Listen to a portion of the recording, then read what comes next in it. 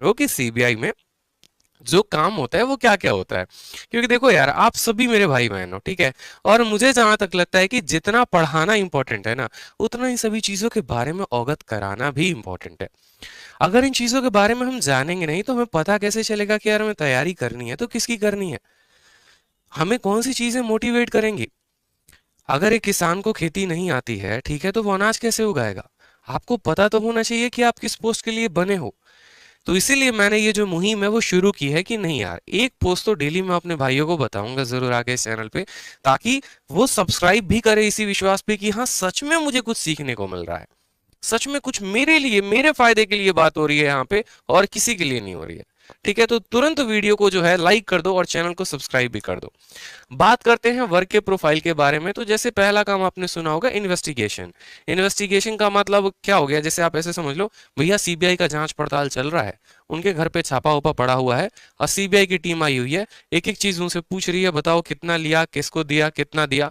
ठीक है, ये चीज ध्यान रखो। दूसरी बात, बच्चे कंफ्यूज होते हैं, सर सीबीआई और ईडी में क्या फर्क है। तो भैया ईडी जो है ना, इन्फोर्समेंट डायरेक्टरेट, वो थोड़े बड़े लोगों पर छापा मारती है। जैसे भी देख रहे हो ना, जैकलिन फर्नांडिस जो है वो लपेटे में है, राहुल गांधी कभी कभी आ जाते हैं। तो ईडी जो होते हैं ना, ईडी वाले छोटे मोटे लोगों पे छापा नहीं मारते हैं, सीधा बड़े लोगों पे छापा मारते हैं। और हवाला का जितना भी पैसा का लेन देन होता है वो ईडी रखती है। सीबीआई के बारे में बात करें तो जैसे व्यापम हो गया, 2G हो गया, इनका इन्वेस्टिगेशन इन्होंने किया।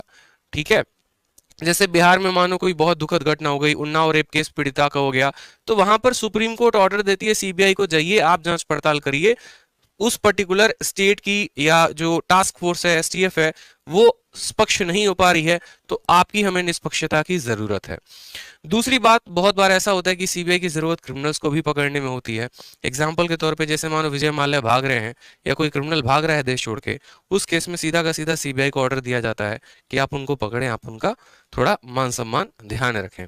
ठीक है, ससुराल में उनको लेके आए। तीसरा हो गया रेड मारना। रेड मारने में भी सीबीआई बहुत ज्यादा आगे रहती है, इस बात को ध्यान रखो, यही इनकी फील्ड ड्यूटी होती है रेड्स में। आपको रेड्स के बारे में जो है डिटेल जानकारी मैं फिर कभी और किसी दिन दूंगा। इंटरोगेशन भी पता है आपको, इंटरोगेशन कैसे होता है ये समझ लो।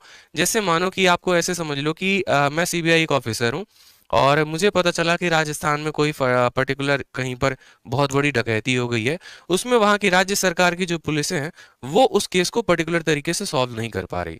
फिर वहां पर मुझे भेजा जाता है कि आप सरकार की तरफ से, भारत सरकार की तरफ से गए हैं, आप वहां जाकर लोगों से इंटरोगेट करिए और पता करिए वहां पर कि राज्य की धरोहर को किसने चुराया है।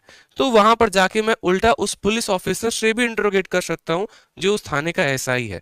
मतलब एक राज्य में, एक थाने में जो एसआई है और मैं सीबीआई का एसआई हूँ, तो मेरी पावर उससे लाख गुना ज्यादा होगी। ठीक है, मैं जाऊंगा तो मुझे बैठने के लिए चेयर मिलेगा और क्या क्या उनको करना पड़ सकता है ये आप समझ ही सकते हो। अगर आपको देखना भी होगा तो एक मूवी देखना जरूर, जिसमें अजय देवगन की एक मूवी है, मुझे एग्जैक्टली exactly ध्यान नहीं, जिसमें उन्होंने किसी की मतलब मार के हत्या कर दी है अपनी बेटी के वजह से।